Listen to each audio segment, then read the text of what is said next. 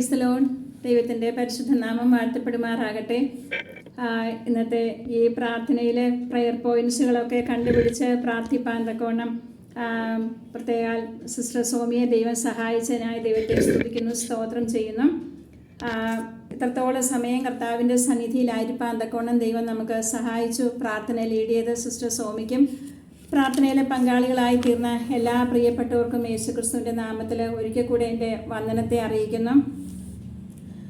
ഈ ദിവസങ്ങളിൽ നാം ഇലക്ഷന് വേണ്ടി പ്രാർത്ഥിക്കുകയും നമ്മുടെ ഭരണാധികാരികൾക്ക് വേണ്ടിയൊക്കെ പ്രാർത്ഥിക്കുകയും ചെയ്യുന്നതായിട്ടുള്ള ദിവസങ്ങളാണല്ലോ. ഞാനും ഈ ദിവസങ്ങളിൽ ഉപവാസത്തോടെ കർത്താവിൻ്റെ സന്നിധിയിലായിരിക്കുന്നു. ദൈവം സഹായിക്കുവാൻ വേണ്ടി നിങ്ങളുടെ പ്രാർത്ഥനയെ വേണ്ടി ചോദിക്കുന്നു. ഇന്ന് നമ്മുടെ അധികാരികൾക്ക് വേണ്ടിയിട്ടാണ് നമ്മൾ എന്ത് ചെയ്യുന്നത്? ദിവസങ്ങളിലൊക്കെ പ്രാർത്ഥിക്കുന്നുണ്ട്. ഒരു നല്ല ഭരണകൂടം വരുവാനായിട്ട്, ദൈവത്താൽ നടത്തപ്പെടുന്നതായിട്ടുള്ള ഒരു ഭരണ സംവിധാനം വരുവാനൊക്കെ നമ്മളെല്ലാവരും പ്രാർത്ഥിച്ചു.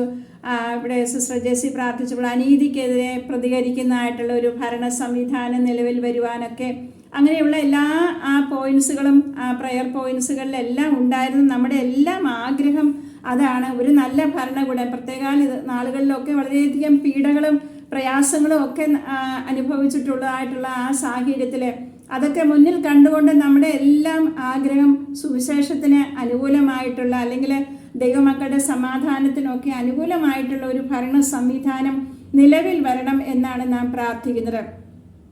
അപ്പോൾ ദൈവവചനത്തിലും പറഞ്ഞിട്ടുണ്ട്, അതോറിറ്റിക്ക് വേണ്ടി അല്ലെങ്കിൽ അധികാരസ്ഥന്മാർക്ക് വേണ്ടി പ്രാർത്ഥിക്കുവാനായിട്ട് ദൈവവചനം നമ്മളോട് പറഞ്ഞിട്ടുണ്ട്. ഇന്ന് ഞാൻ പറയുന്ന ചിന്തകൾ നിങ്ങളുടെയൊക്കെ ചിലപ്പോൾ മനസ്സിൽ ഇതുവരെ ഉണ്ടായിരുന്നതായിട്ടുള്ള ചിന്തകൾക്ക് അല്പം വ്യത്യസ്തത ചിലപ്പോൾ തോന്നിയേക്കാം. ഞാൻ ഒരിക്കലും ഒരു രാഷ്ട്രീയ പാർട്ടിയുടെയും ഇതായിട്ടില്ല. എനിക്ക് പൊളിറ്റിക്സ് എന്ന് പറഞ്ഞത് എൻ്റെ ജീവിതത്തിൽ അങ്ങനെയില്ല.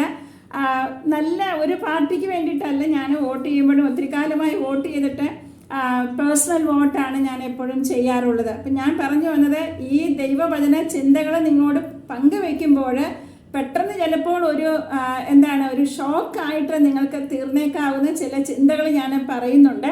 അതുകൊണ്ട് ഞാൻ ആദ്യമേ തന്നെ അത് പറയുകയാണ്. ദൈവവചനം പറയുന്ന ചിന്തകളാണ് പറയുന്നത്, അല്ലാതെ എൻ്റെ സ്വന്തമായിട്ട് ഒന്നുമല്ല. അതുകൊണ്ട് ആ ചിന്തയിലേക്ക് കടക്കുവാനായിട്ട് ആഗ്രഹിക്കുന്നു. അപ്പോൾ അധികാരസ്ഥന്മാർക്ക്, പ്രേയിങ് ഫോർ ദി അതോറിറ്റി, അധികാരസ്ഥന്മാർക്ക് വേണ്ടി പ്രാർത്ഥിക്കുക. അതിനാധാരമായിട്ട് നിങ്ങളെല്ലാവരും വേദപുസ്തകം എടുത്തിട്ട് റോമാലേഖനം 13-ാം അധ്യായത്തിൻ്റെ 1 തുടങ്ങി 7 വരെയുള്ള വാക്യങ്ങൾ വായിക്കാൻ പോവുകയാണ്. 2 വേർഷൻസിൽ ഞാനത് വായിച്ച് നിങ്ങളെ കേൾപ്പിക്കാൻ, നിങ്ങൾക്ക് പെട്ടെന്ന് മനസ്സിലാക്കുവാനായിട്ട് വേറൊരു വെർഷൻ കൂടെ വായിക്കുന്നുണ്ട്. റോമാലേഖനം 13-ാം അധ്യായം. ഓക്കെ. ഏത് മനുഷ്യനും ശ്രേഷ്ഠ അധികാരങ്ങൾക്ക് കീഴടങ്ങട്ടെ, ദൈവത്താൽ അല്ലാതെ ഒരു അധികാരവും ഇല്ലല്ലോ. ഉള്ള അധികാരങ്ങളോ ദൈവത്താൽ നിയമിക്കപ്പെട്ടിരിക്കുന്നു. ആകയാൽ അധികാരത്തോട് മറുക്കുന്നവൻ ദൈവവ്യവസ്ഥയോട് മറുക്കുന്നവരോ ശിക്ഷാവിധി പ്രാപിക്കും. വാഴുന്നവർ സൽപ്രവർത്തിക്കല്ല ദുഷ്പ്രവർത്തിക്കത്രേ ഭയങ്കരം. അധികാരസ്ഥനെ ഭയപ്പെടാതിരിപ്പാൻ ഇച്ഛിക്കുന്നുവോ? നന്മ ചെയ്യുക, എന്നാൽ അവനോട് പുകഴ്ച ലഭിക്കും. നിന്റെ നന്മയ്ക്കായിട്ടല്ലോ അവൻ ദൈവ ശുശ്രൂഷക്കാരനായിരിക്കുന്നത്.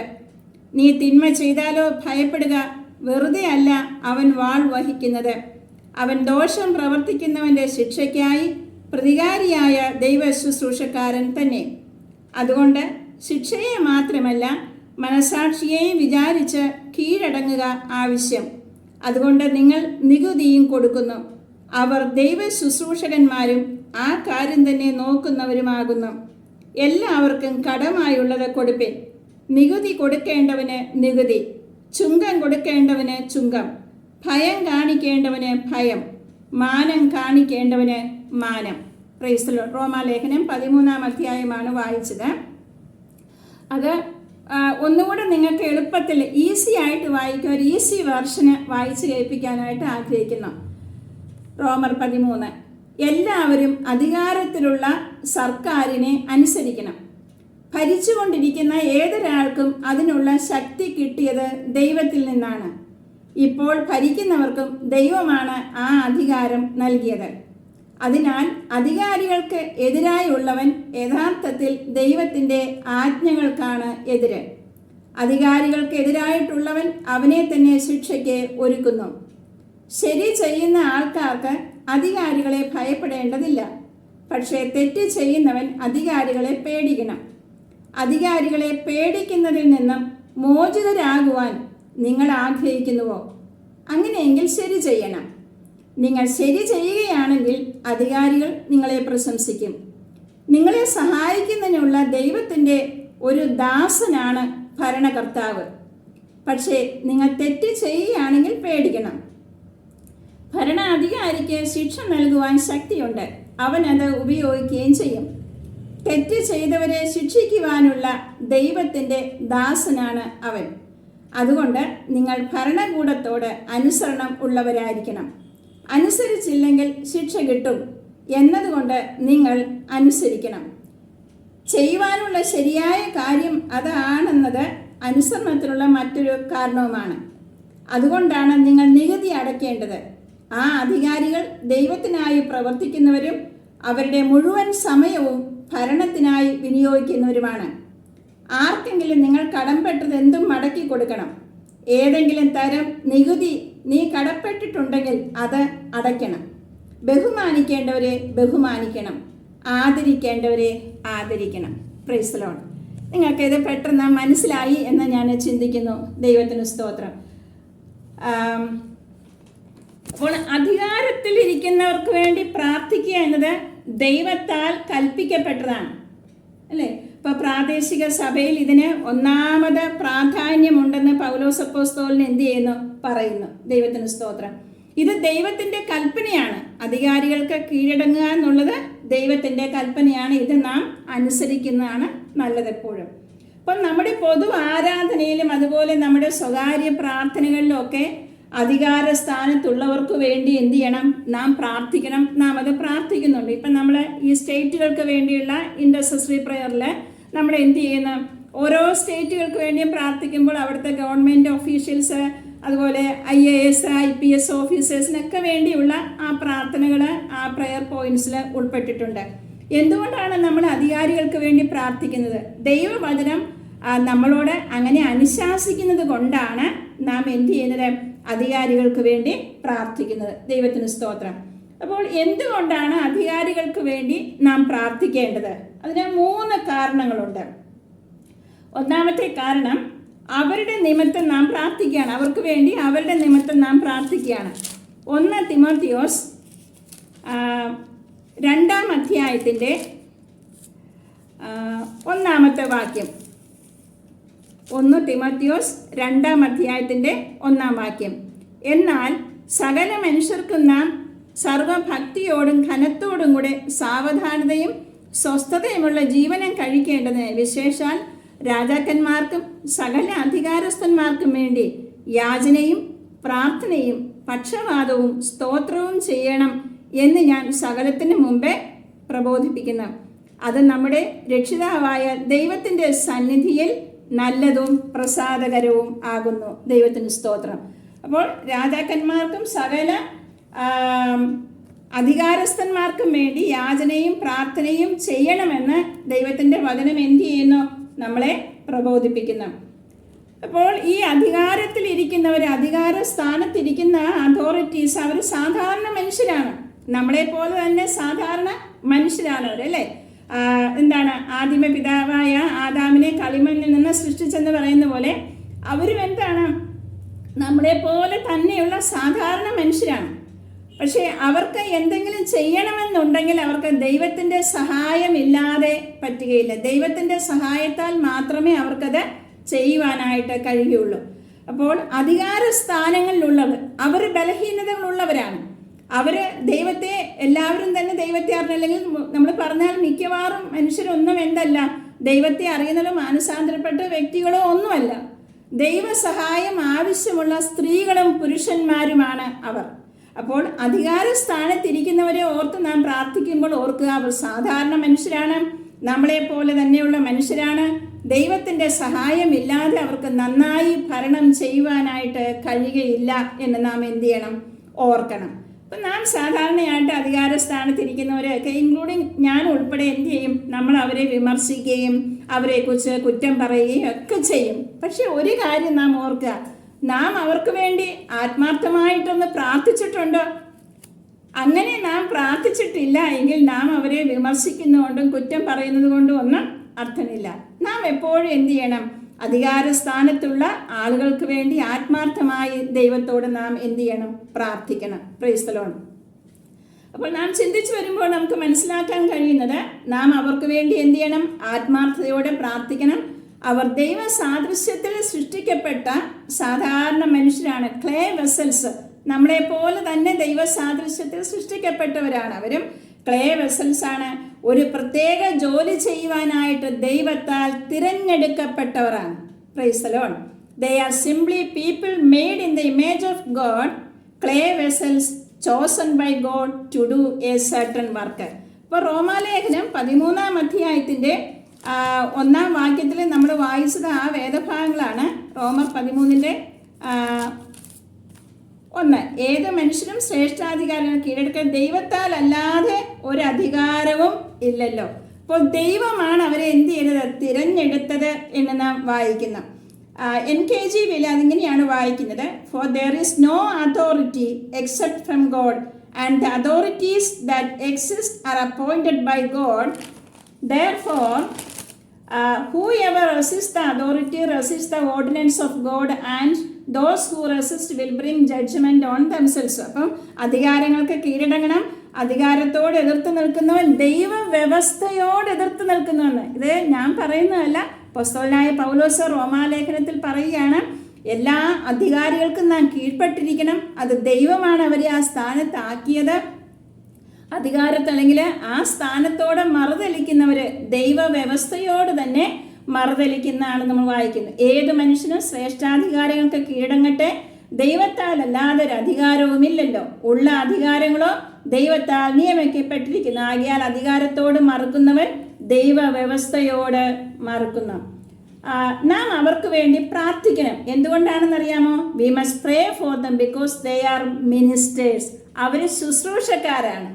ഇത് പറയുമ്പോൾ ചിലപ്പോൾ നമ്മുടെ ചിന്തകൾക്കൊക്കെ ഇത്തിരി ഒരു മാറ്റം വരാനായിട്ട് സാധ്യതയുണ്ട്. റോമർ 13:4 വായിക്കുന്നു, നിന്റെ നന്മയ്ക്കായിട്ടല്ലോ അവൻ ദൈവ ശുശ്രൂഷക്കാരനായിരിക്കുന്നത്. Price the Lord. അപ്പോൾ അവരെ ദൈവം ആക്കി വെച്ചിരിക്കുന്നു. നമ്മുടെ നന്മയ്ക്ക് വേണ്ടിയിട്ടാണ് അവൻ എന്ത് ചെയ്യുന്നത്? ദൈവ ശുശ്രൂഷക്കാരനായിരിക്കുന്നത്. For he is God's servant for your good. നമ്മുടെ നന്മയ്ക്ക് വേണ്ടിയിട്ടാണ് അവൻ ദൈവ ശുശ്രൂഷക്കാരനായിരിക്കുന്നത്. അപ്പോൾ നമുക്ക് സാധാരണ ദൈവ ശുശ്രൂഷ എന്ന് പറയുമ്പോൾ ഒരു ആത്മീയമായ പശ്ചാത്തലത്തിൽ മാത്രമേ നമുക്കതിനെ കാണുവാനായിട്ട് കഴിയത്തുള്ളൂ. പക്ഷെ അങ്ങനെയല്ല. ദൈവവചനം പറയുന്നു, എല്ലാം എന്താണ്? അവരും ദൈവത്താൽ നിയമിക്കപ്പെട്ട ദൈവ ശുശ്രൂഷക്കാരാണ്. Praise the Lord. പ്രതിഷ്ഠിക്കപ്പെട്ട ഒരു വിശ്വാസി മാതൃകാ വിശ്വാസി ആയിരിക്കുന്ന പോലെ തന്നെ ഒരു ഉത്തമ പൗരനും ആയിരിക്കണം.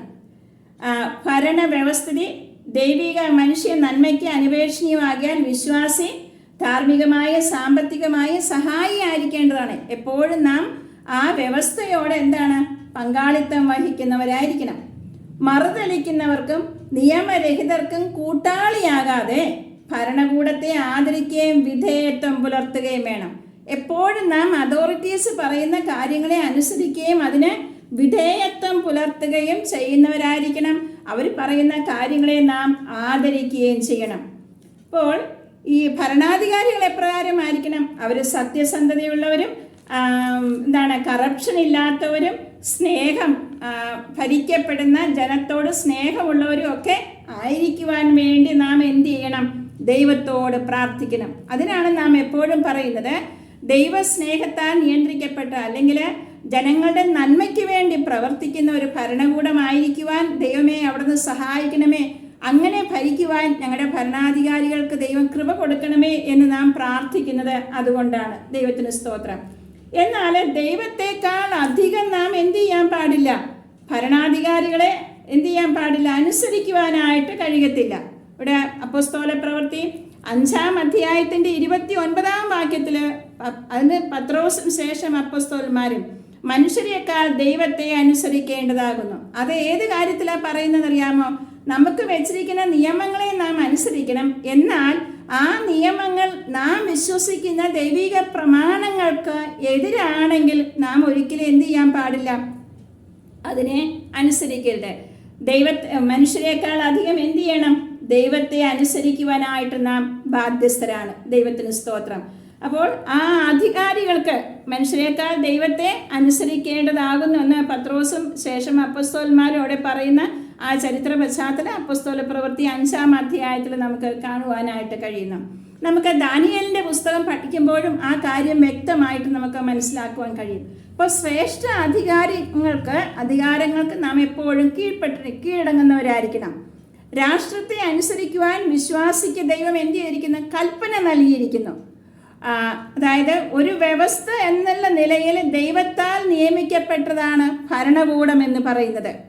അപ്പോൾ പാപത്താൽ നിറയപ്പെട്ട ഈ ലോകത്തിൽ പാപത്തിൻ്റെ സ്വാഭാവിക ഫലമായ തിന്മയിൽ നിന്നും അരാജകത്വത്തിൽ നിന്നും ഒക്കെ നമ്മളെ സംരക്ഷിക്കുവാനായിട്ടാണ് ചില നിയന്ത്രണങ്ങൾ ആവശ്യമാണ്, അല്ലേ?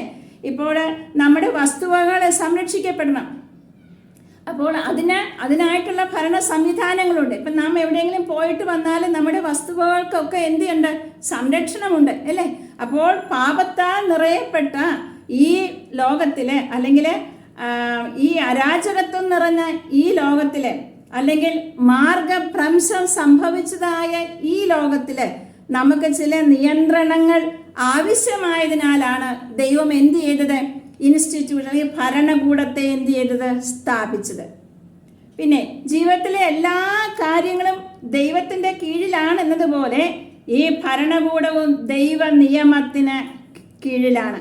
Price the Lord. സമൂഹത്തിലെ നല്ലവരെ സംരക്ഷിക്കുവാനും കുറ്റവാളികളെ ശിക്ഷിച്ച് ദുഷ്ടതയെ നിയന്ത്രിക്കുവാനുമായി നീതിയുടെ പ്രതിനിധിയായിട്ടാണ് ദൈവം ഭരണകൂടത്തെ നിയമിച്ചിരിക്കുന്നത്. അപ്പോൾ എന്ത് ചെയ്യണം? അനീതിയെ ഇല്ലാതാക്കുവാൻ വേണ്ടി, അനീതിക്ക് കൂട്ടുനിൽക്കുന്ന ഒരു ഭരണ സംവിധാനമല്ല, അനീതിക്കെതിരെ ശബ്ദം ഉയർത്തുവാനായിട്ട്, അല്ലെങ്കിൽ ആ ദുഷ്ടന്മാരെ ശിക്ഷിച്ച് നല്ലവരെ രക്ഷിക്കുവാനായിട്ട്, ദുഷ്ടതയെ നിയന്ത്രിച്ചുകൊണ്ട് നീതിയുടെ പ്രതിനിധികളായിട്ട് വേണം എന്ത് ചെയ്യാനായിട്ട്. അതിനാണ് ദൈവം ഭരണകൂടത്തെ നിയന്ത്രിച്ചിരിക്കുന്നത്. എന്നാൽ ഇന്ന് നമ്മുടെ രാജ്യത്തിൻ്റെ അവസ്ഥകൾക്കൊക്കെ നോക്കിയാൽ അങ്ങ് ഏറ്റവും വലിയ പരമോന്നത നീതിന്യായ പീഠത്തിൽ പോലും പലപ്പോഴും നീതിയും ന്യായവും ലഭിക്കാതെ നീതിയെ മറിച്ച് കളയുന്ന അനുഭവം നമുക്ക് കാണുവാനായിട്ട് കഴിയുന്നു.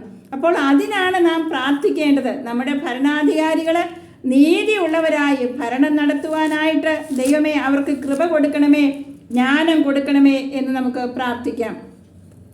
1 പത്രോസ് 2-ാം അധ്യായത്തിൻ്റെ 13 തുടങ്ങി 17 വരെയുള്ള വാക്യങ്ങളിൽ ഇപ്രകാരം പറയുന്നു: സകല മാനുഷ്യ നിയമത്തിനും കർത്താവിൻ നിമിത്തം കീഴടങ്ങുവിൻ. ശ്രേഷ്ഠ അധികാരി എന്നുവെച്ച രാജാവിനും ദുഷ്പ്രവർത്തിക്കാരുടെ ദണ്ഡനത്തിനും സൽപ്രവർത്തിക്കാരുടെ മാനത്തിനുമായി അവനാൽ അയക്കപ്പെട്ടവർ എന്നുവെച്ച് നാടുവാഴികൾക്കും കീഴടങ്ങുവിൻ. നിങ്ങൾ നന്മ ചെയ്തുകൊണ്ട് ബുദ്ധിയില്ലാത്ത മനുഷ്യരുടെ ഭോഷത്വം ഇണ്ടാതാക്കണം എന്നുള്ളത് ദൈവേഷ്ടമാകുന്നു. സ്വതന്ത്രരായും സ്വാതന്ത്ര്യം ദുഷ്ടതയ്ക്ക് മറയാക്കാതെ ദൈവത്തിൻ്റെ ദാസന്മാരായും നടപ്പിൻ. എല്ലാവരെയും ബഹുമാനിപ്പിൻ, സഹോദരവർഗത്തെ സ്നേഹിപ്പിൻ, ദൈവത്തെ ഭയപ്പെടുവിൻ, രാജാവിനെ ബഹുമാനിപ്പിൻ. Price the Lord. ഇതൊക്കെ ദൈവം നമുക്ക് ദൈവവചനത്തിൽ വ്യക്തമായ നിർദ്ദേശങ്ങൾ എന്ത് ചെയ്തിട്ടുണ്ട്? തന്നിട്ടുണ്ട്. ഇനി 3-ാമത്തെ കാര്യം, ഭരണകൂടം എങ്ങനെയായിരിക്കണമെന്ന് പൗലോസ് അപ്പോസ്തലൻ വ്യക്തമായിട്ട് റോമാലേഖനത്തിൽ എന്ത് ചെയ്തിട്ടുണ്ട്? പറഞ്ഞിട്ടുണ്ട്. അപ്പോൾ അവരെ ഏൽപ്പിച്ചിരിക്കുന്നതായിട്ടുള്ള ആ കർത്തവ്യത്തെ ഉപേക്ഷിക്കുമ്പോൾ എന്ത് ചെയ്യുന്നു? അത് ദൈവത്തിൽ നിന്നുള്ളതോ ദൈവിക ഉദ്ദേശം അനുസരിച്ചുള്ളതോ അല്ല.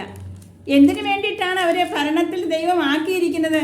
നീതിയോടെ ഭരിക്കുവാനായിട്ട്, അനീതിക്ക് കൂട്ടുനിൽക്കാതെ അനീതിയെ ഇല്ലാതാക്കുവാൻ, അല്ലെങ്കിൽ മനുഷ്യർക്ക് നീതി നടത്തി കൊടുക്കുവാനൊക്കെയുമായിട്ടാണ് ഭരണ സംവിധാനത്തെ ദൈവം ആക്കിയിരിക്കുന്നത്. എന്നാൽ ആ ഉദ്ദേശത്തിൽ നിന്നും അവരെ മാറിക്കഴിയുമ്പോൾ, അല്ലെങ്കിൽ ദൈവവചനത്തിന് വിരുദ്ധമായി ദൈവം എന്തിനു വേണ്ടിയാണ് ഈ ഭരണ സംവിധാനത്തെ ഈ ലോകത്തിൽ ആക്കി വെച്ചത്, അതിൽ നിന്ന് അവർ വ്യതിചലിച്ച് പോകുമ്പോൾ എന്താണ് അത്? ദൈവിക ഉദ്ദേശപ്രകാരം അല്ല എന്ന് നമുക്ക് കാണുവാൻ കഴിയുന്നു. ഇന്ന് നമ്മുടെ രാജ്യം കടന്നു പോകുന്ന ഈ അവസ്ഥകൾ അപ്രകാരമാണ്. ദൈവം വെച്ചിട്ടുള്ളതായിട്ട് ചില ഉദ്ദേശങ്ങളുണ്ട്. ഭരണകൂടത്തെ ദൈവം വെച്ചിരിക്കുന്നതിൻ്റെ പുറകിലുള്ള ഉദ്ദേശങ്ങൾ ഒന്നും തന്നെ ഈ കാലയളവിൽ എന്തില്ല, അത് മാനിക്കപ്പെടുന്നില്ല എന്ന് നമ്മുടെ ചുറ്റുപാടുമുള്ള സംഭവങ്ങൾ നമുക്ക് കാണുവാനായിട്ട് കഴിയുന്നു. Price the Lord. അപ്പോൾ ദൈവവചനത്തിന് വിരുദ്ധമായിട്ട് ഏതെങ്കിലും ഭരണകൂടം എന്തെങ്കിലും കാര്യം ചെയ്യുവാനായിട്ട് ആവശ്യപ്പെടുമ്പോൾ വിശ്വാസി എന്ത് ചെയ്യണം? മനുഷ്യനേക്കാൾ ഉപരിയായിട്ട് ദൈവത്തെ അനുസരിക്കേണ്ടതാണ്. അതാണ് പ്രവൃത്തി 5:29 പത്രോസ് പറഞ്ഞത്. മനുഷ്യരെക്കാൾ അധികം ദൈവത്തെ എന്ത് ചെയ്യേണ്ടതാണ്? അനുസരിക്കേണ്ടതാണെന്ന് പറഞ്ഞു. ദാനിയേൽ പ്രവചനം 3-ാം അധ്യായത്തിൻ്റെ 16 തുടങ്ങി 18 വരെയുള്ള കാര്യത്തിൽ വാക്യങ്ങളിൽ ഇപ്രകാരം നമുക്ക് കാണുവാൻ കഴിയുന്നു. 17-ാം വാക്യം, ഞങ്ങൾ സേവിക്കുന്ന ദൈവത്തിന് ഞങ്ങളെ വിടുവിപ്പാൻ കഴിയുമെങ്കിൽ അവൻ ഞങ്ങളെ എരിയുന്ന തീച്ചൂളയിൽ നിന്നും രാജാവിൻ്റെ കയ്യിൽ നിന്നും വിടുവിക്കും.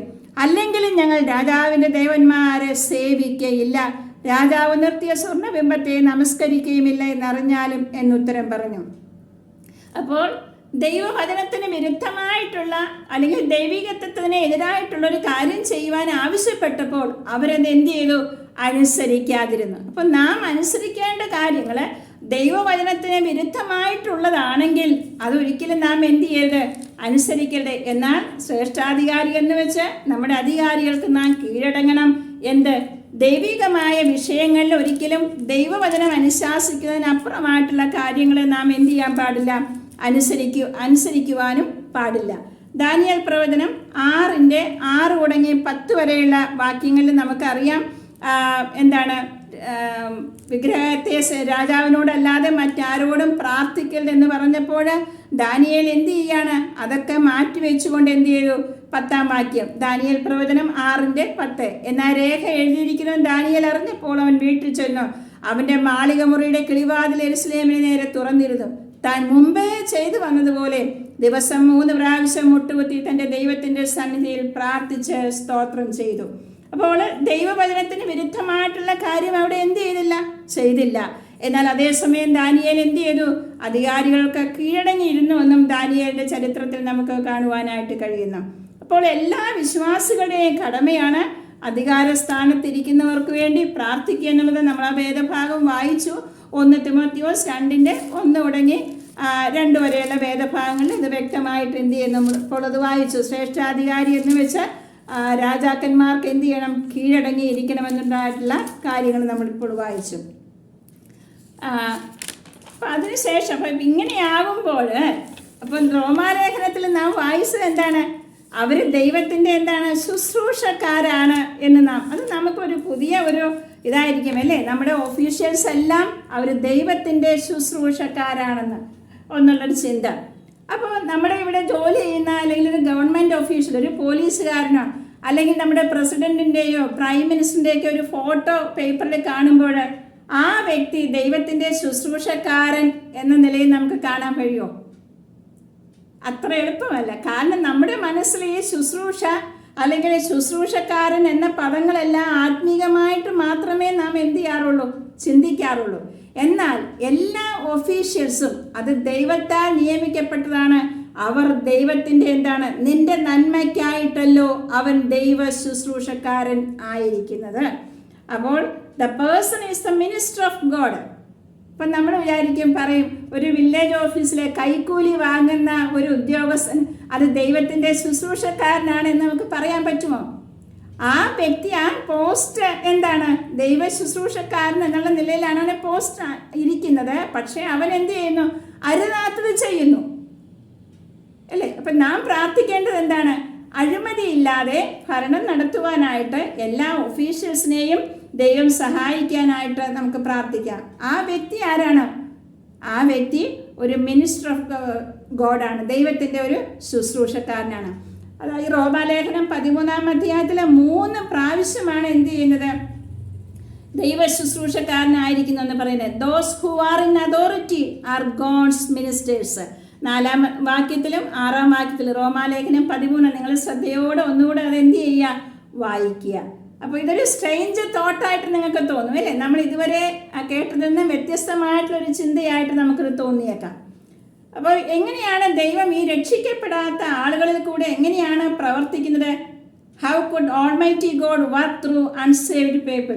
അപ്പോൾ അതോറിറ്റിയിലുള്ള എല്ലാ മനുഷ്യരും വേർപെട്ട ദൈവമക്കളോ ക്രിസ്ത്യാനികളോ ഒന്നും അല്ല. നമുക്കറിയാം നമ്മളെ ഭരിക്കുന്നതായിട്ടുള്ള ആളുകൾ തന്നെ എന്താണ്, ഇന്ത്യയുടെ ഭരണ സംവിധാനത്തിലുള്ള ആളുകളൊക്കെ തന്നെ വേർപെട്ട ദൈവമക്കളോ ക്രിസ്ത്യാനികളോ ഒന്നുമല്ല.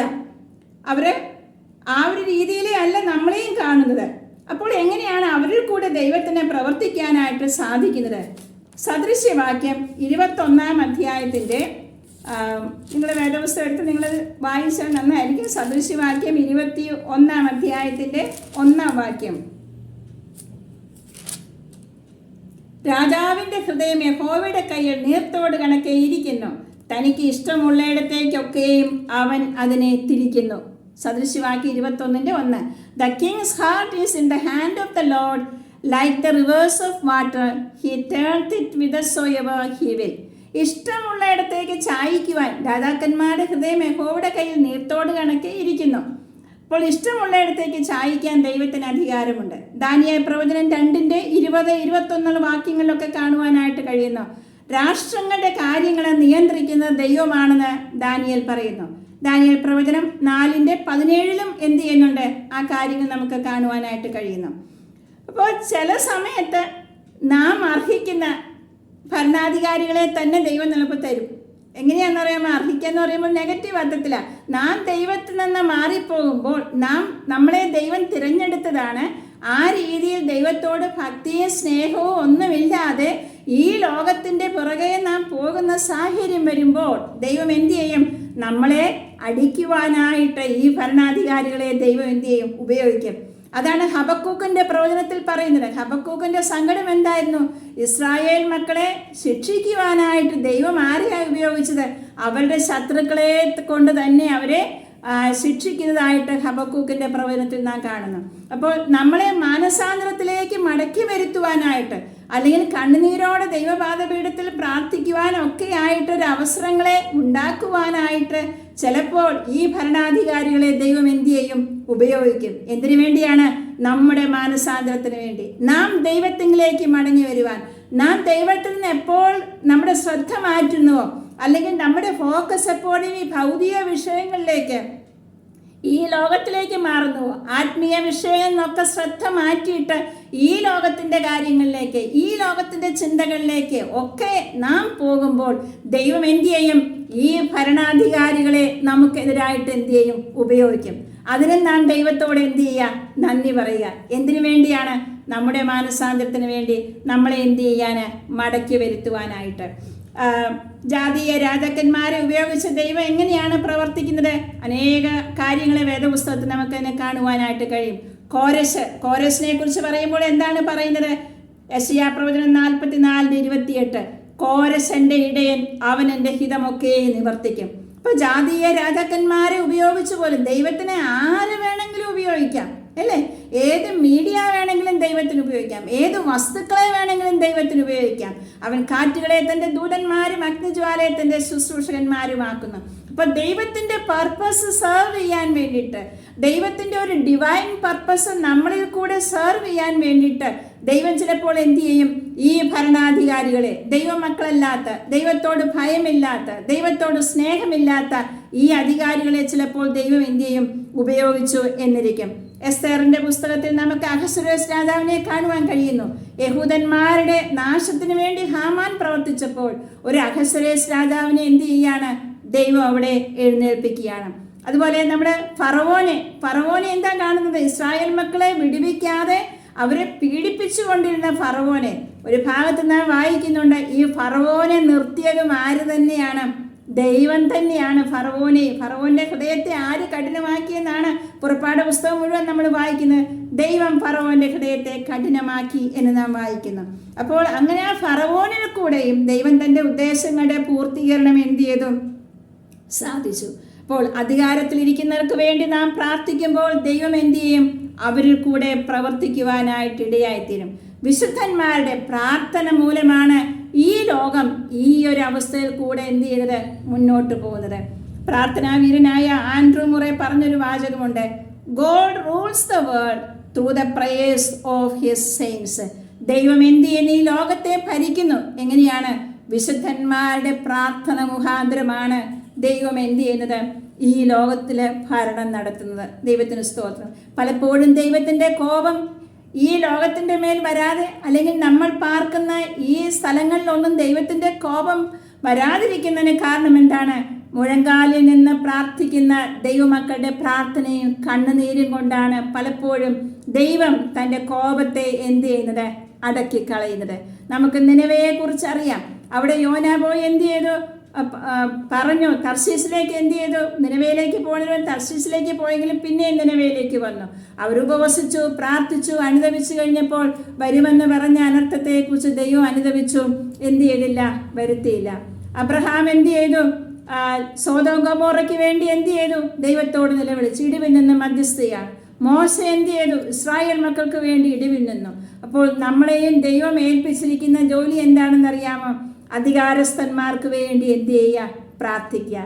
അങ്ങനെയെങ്കിൽ എല്ലാ അതോറിറ്റീസും ദൈവത്തിൽ നിന്നാണ്. ദൈവമാണ് അവരെ എന്ത് ചെയ്തിരിക്കുന്നത്? ആക്കിയിരിക്കുന്നത്. നിന്റെ നന്മയ്ക്കായിട്ടല്ലോ അവൻ ദൈവ ശുശ്രൂഷക്കാരനായിരിക്കുന്നത്. അപ്പോൾ ഏതൊരു ഒഫീഷ്യലിനെ കാണുമ്പോൾ നമ്മുടെ മനസ്സിൽ കടന്നു വരേണ്ട ചിന്ത നമ്മുടെ ശത്രുവായിട്ടല്ല. ഹെൽമെറ്റ് വയ്ക്കാതെ സ്കൂട്ടർ ഓടിച്ചെന്ന് പോലീസ് പിടിക്കുമ്പോഴും അവരെ മനസ്സുകൊണ്ട് എന്ത് ചെയ്യില്ല? കേസ് ചെയ്യല്ല ഞാൻ ചെയ്യേണ്ടത്. എൻ്റെ നന്മയ്ക്ക് വേണ്ടിയിട്ടാണ് ഇവനും എന്ത് ചെയ്തിരിക്കുന്നത്? ദൈവ ശുശ്രൂഷക്കാരനായിരിക്കുന്നത്. അപ്പം എല്ലാ ഒഫീഷ്യൽസിനെയും ആക്കി വെച്ചിരിക്കുന്നത് ദൈവമാണ്. എൻ്റെ നന്മയ്ക്കായിട്ടാണ് അവൻ ദൈവ ശുശ്രൂഷക്കാരൻ ആയിരിക്കുന്നത്. അപ്പം നമ്മുടെ അധികാരികൾക്ക് വേണ്ടി പ്രാർത്ഥിക്കാം. തുടർന്നുള്ള ചില ദിവസങ്ങളിലും ഈ ചിന്തകളെ മുന്നോട്ട് കൊണ്ടുപോകാൻ തക്കവണ്ണം നമ്മൾ അധികാരസ്ഥന്മാർക്ക് വേണ്ടി പ്രാർത്ഥിക്കുക എന്തിനാണെന്ന് നമ്മൾ ചിന്തിച്ചു. ഇനി എന്തിനാണ് രാജ്യങ്ങൾക്ക് വേണ്ടി നാം പ്രാർത്ഥിക്കുന്നത് എന്നുള്ള ചിന്തകൾ ചില ദിവസങ്ങളിലേക്ക് ഇനി മുന്നോട്ട് ആ ചിന്തകൾ പങ്കുവയ്ക്കാനായിട്ട് ആഗ്രഹിക്കുന്നു. എത്രത്തോളം ദൈവം നമ്മളെ സഹായിച്ചു. തുടർന്നുള്ള ദിവസങ്ങളിലും ഈ വിഷയങ്ങളെല്ലാം ഓർത്ത് പ്രാർത്ഥിപ്പാൻ, നമ്മളെ ഭരിക്കുന്ന ഗവൺമെൻറ്റിന് വേണ്ടി, അധികാരസ്ഥന്മാർക്ക് വേണ്ടി, രാജ്യത്തിൻ്റെ അതിർത്തികൾ കാക്കുന്ന മിലിറ്ററി ഓഫീസേഴ്സിന് വേണ്ടി, അങ്ങനെ സേവനം ചെയ്യുന്നവർക്ക് വേണ്ടി എല്ലാം നമ്മൾ പ്രാർത്ഥിക്കുക. അങ്ങനെയെങ്കിൽ നമ്മുടെ പ്രാർത്ഥനയുടെ അതിരുകൾ എത്ര വിശാലമായി തീരും.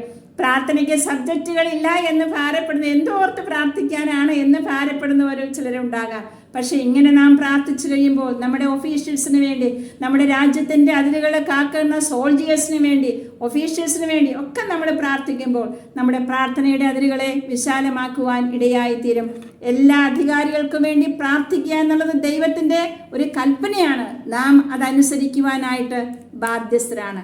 തുടർന്നുള്ള നമ്മുടെ ജീവിതത്തിലും അപ്രകാരം ചെയ്യുവാൻ ദൈവം നമ്മളെ ഏവരെയും സഹായിക്കുമാറാകട്ടെ. പ്രാർത്ഥിക്കാം. പരിശുദ്ധനായ ദൈവമേ, സ്വർഗീയ പിതാവേ, ഈ സമയം കർത്താവിൻ്റെ സന്നിധിയിലേക്ക് ഞങ്ങൾ കടന്നു വരുന്നു.